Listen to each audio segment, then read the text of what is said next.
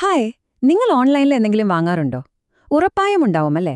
എന്നാൽ ആ സാധനം നിങ്ങളുടെ മുന്നിലേക്ക് എങ്ങനെ എത്തിയെന്ന് എപ്പോഴെങ്കിലും ചിന്തിച്ചിട്ടുണ്ടോ? മിക്കമാരും അതിനു പിന്നിൽ ഒരു ഡിജിറ്റൽ പരസ്യമുണ്ടാകും. അപ്പോ ഈ ഓൺലൈൻ ഷോപ്പിംഗും ഡിജിറ്റൽ മാർക്കറ്റിംഗും ഇവ രണ്ടും എങ്ങനെയാണ് ഒരുമിച്ച് വളർന്നത്? നമുക്ക് ആ കഥയൊന്ന് നോക്കാം. ആ ആദ്യത്തെ ഒരു ക്ലിക്കിൽ നിന്ന് തുടങ്ങി ഇന്നത്തെ ഈ വലിയ ലോകം വരെയുള്ള ആ യാത്ര. തുടങ്ങുന്നതിനു മുൻപ് ഒരു ചെറിയ ചോദ്യം. ഇന്റർനെറ്റിൽ ആദ്യമായി സുരക്ഷിതമായി വിറ്റഴിച്ച സാധനം എന്തായിരിക്കും?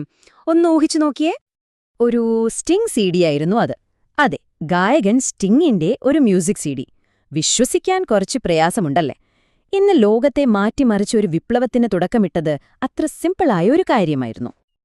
അതിന്റെ വിലയോ വെറും $12.48. 1994 നടന്ന ആ ചെറിയൊരു കച്ചവടത്തിൽ നിന്നാണ് ഇന്ന് ട്രില്യൺ കണക്കിന് ഡോളറുകൾ മറിയുന്ന കൊമേഴ്സ് ലോകം വളർന്നു വന്നത്. ഒന്ന് ആലോചിച്ചു നോക്കൂ. അപ്പോ ആ ആദ്യത്തെ CD വിൽപ്പന സാധ്യമാക്കിയ ആ സംഭവം, അതാണ് കൊമേഴ്സ്. നമുക്കതിലേക്ക് കുറച്ചുകൂടി ആഴത്തിലൊന്നിറങ്ങിച്ചെല്ലാം. കാരണം ഇന്നത്തെ ഓൺലൈൻ ബിസിനസ് ലോകം ഓടുന്നത് ഈ എഞ്ചിൻ വെച്ചിട്ടാണ്. എന്താണ് കൊമേഴ്സ്? വളരെ സിമ്പിളായി പറഞ്ഞാൽ, ഇന്റർനെറ്റ് ഉപയോഗിച്ച് സാധനങ്ങളും സേവനങ്ങളും വാങ്ങുകയും വിൽക്കുകയും ചെയ്യുന്നത്. ശരിക്കും പറഞ്ഞാൽ നമ്മൾ മിക്കവാറും എല്ലാ ദിവസവും ഇതിന്റെ ഭാഗമാകാറുണ്ടല്ലേ? പക്ഷേ കോമേഴ്സ് എന്ന് പറഞ്ഞാൽ നമ്മുടെ വീട്ടിലേക്ക് വരുന്ന ഒരു പെട്ടി മാത്രമല്ല കേട്ടോ.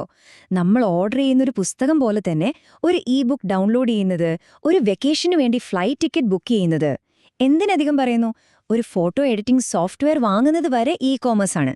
ചുരുക്കി പറഞ്ഞാൽ നമ്മുടെ ജീവിതത്തിന്റെ ഒരുവിധം എല്ലാ മേഖലയിലും ഇതിപ്പോ ഉണ്ട്. കൊമേഴ്സ് വന്നതോടെ ആർക്കും എളുപ്പത്തിലൊരു ബിസിനസ് തുടങ്ങാമെന്നായി. പക്ഷേ അത് പുതിയൊരു തലവേദനയുണ്ടാക്കി. ഓൺലൈൻ ലോകം പെട്ടെന്ന് തന്നെ ആളുകളെ കൊണ്ട് നിറഞ്ഞു. ഒരുപാട് ചോയ്സുകൾ, ഭയങ്കര തിരക്ക്. കാരണം വ്യക്തമാണ്. ഒരു കടമുറി വേണ്ട, വലിയ വാടക കൊടുക്കണ്ട, സ്വന്തം വീടിന്റെ ഒരു മൂലയ്ക്കിരുന്ന് ലോകത്താർക്ക് വേണമെങ്കിലും സാധനങ്ങൾ വിൽക്കാം. ഇത് കാരണം ലോകം മുഴുവൻ ഒരുപാട് പുതിയ സംരംഭകരുണ്ടായി. അപ്പോ എന്താ പ്രശ്നം? എല്ലാവരും ഒരേ കാര്യം ചെയ്യാൻ തുടങ്ങിയപ്പോ ഓൺലൈനിൽ ഭയങ്കര ബഹളമായി. ഇത്രയും കടകളുടെ ഇടയിൽ നിന്ന് നിങ്ങളുടെ കട ഒരാൾ എങ്ങനെ ശ്രദ്ധിക്കും? അതായിരുന്നു യഥാർത്ഥ ചോദ്യം. ആ വലിയ ചോദ്യത്തിനുള്ള ഉത്തരമായിട്ടാണ് ഡിജിറ്റൽ മാർക്കറ്റിംഗ് വരുന്നത്. ഈ ഓൺലൈൻ ആൾക്കൂട്ടത്തിൽ നിന്ന് നിങ്ങളുടെ ബിസിനസ്സിനെ എടുത്തു കാണിക്കാനുള്ള ഒരു വഴി. അപ്പോ എന്താണ് ഡിജിറ്റൽ മാർക്കറ്റിംഗ്? ഒന്നുമല്ല, ഓൺലൈനിലുള്ള ശരിയായ ആളുകളെ കണ്ടെത്തി അവരെ നിങ്ങളുടെ സാധനങ്ങൾ വാങ്ങാൻ പ്രേരിപ്പിക്കുന്ന ഒരു തരം കലയാണിത്. അത്രയുള്ളൂ. ഇത് ചെയ്യുന്ന വഴികളോ, അതായത് ഡിജിറ്റൽ ചാനലുകൾ, നമുക്കെല്ലാവർക്കും അറിയാവുന്നതാണ്. നമ്മൾ ഗൂഗിളിൽ സെർച്ച് ചെയ്യുന്നത്, ഫേസ്ബുക്കിലും ഇൻസ്റ്റഗ്രാമിലും കാണുന്ന പരസ്യങ്ങൾ, നമ്മുടെ മെയിലിലേക്ക് വരുന്ന ഓഫറുകൾ, ഇവയെല്ലാം ഡിജിറ്റൽ മാർക്കറ്റിംഗിന്റെ ഭാഗമാണ്. ഒരു പത്രത്തിൽ പരസ്യം കൊടുക്കുന്നതിൽ നിന്ന് ഇതിനെന്താ വ്യത്യാസം? ഒരുപാടുണ്ട്. ഡിജിറ്റൽ മാർക്കറ്റിംഗിന്റെ ശക്തി അതിന്റെ ചില പ്രത്യേകതകളിലാണ്. പഴയ രീതിയിലുള്ള മാർക്കറ്റിംഗുമായി താരതമ്യം ചെയ്താൽ വ്യത്യാസം പെട്ടെന്ന് മനസ്സിലാവും. ഒരു TV പരസ്യത്തിന് മുടക്കുന്നതിനേക്കാൾ വളരെ കുറഞ്ഞ പൈസയ്ക്ക് ലോകം മുഴുവൻ നിങ്ങളുടെ പരസ്യമെത്തിക്കാം. പിന്നെ ഫലമറിയാൻ മാസങ്ങൾ കാത്തിരിക്കുകയൊന്നും വേണ്ട, എല്ലാം അപ്പപ്പോൾ തന്നെ അറിയാം. അപ്പോ ഇത് വേഗതയേറിയതാണ്, ചെലവ് കുറവാണ്, കൂടുതൽ എഫക്റ്റീവുമാണ്. ഇതിലെ ഏറ്റവും വലിയ ഗുണം എന്താണെന്ന് വെച്ചാൽ, ഒരാള് പരസ്യം കാണുന്ന അതേ നിമിഷം തന്നെ അതിൽ ക്ലിക്ക് ചെയ്ത് ആ സാധനം വാങ്ങാൻ പറ്റും. ആ ഒരു താൽപ്പര്യം തന്നെ ഒരു വിൽപ്പനയായി മാറാനുള്ള സാധ്യത വളരെ കൂടുതലാണ്. അപ്പോ നമ്മൾ മനസ്സിലാക്കേണ്ട ഒരു കാര്യമുണ്ട്. കൊമേഴ്സും ഡിജിറ്റൽ മാർക്കറ്റിംഗും രണ്ടല്ല, ഒന്നാണ്. ഒന്നില്ലാതെ മറ്റേതിന് നിലനിൽപ്പില്ല. ഇവ രണ്ടും ചേർന്നുള്ള ഒരു ഉഗ്രൻ കൂട്ടുകെട്ടാണ് ബിസിനസ്സുകളെ വിജയിപ്പിക്കുന്നത്. അതെങ്ങനെയാണെന്ന് നോക്കാം.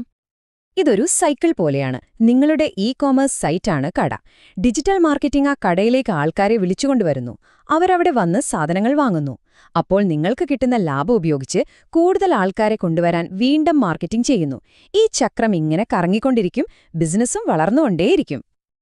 ചുരുക്കി പറഞ്ഞാൽ ഇങ്ങനെ പറയാം, കൊമേഴ്സിന്റെ ലക്ഷ്യം വിൽപ്പനയുണ്ടാക്കുക എന്നതാണ്. ഡിജിറ്റൽ മാർക്കറ്റിംഗ് ആ ലക്ഷ്യം നേടാൻ സഹായിക്കുന്നു. അത്രയുള്ളൂ കാര്യം. ഒരു സീഡിയിൽ നിന്ന് തുടങ്ങിയ യാത്ര എവിടെ വരെ എത്തി നിൽക്കുന്നു എന്ന് നോക്കൂ. ടെക്നോളജി ഇനിയും ഒരുപാട് മുന്നോട്ടു പോവുകയാണ്. ആർട്ടിഫിഷ്യൽ ഇന്റലിജൻസും വെർച്വൽ റിയാലിറ്റിയുമൊക്കെ വരുന്ന ഈ കാലത്ത് ഇനി അടുത്തതായി നമ്മൾ സാധനങ്ങൾ വാങ്ങുന്നതും വിൽക്കുന്നതും എങ്ങനെയായിരിക്കും?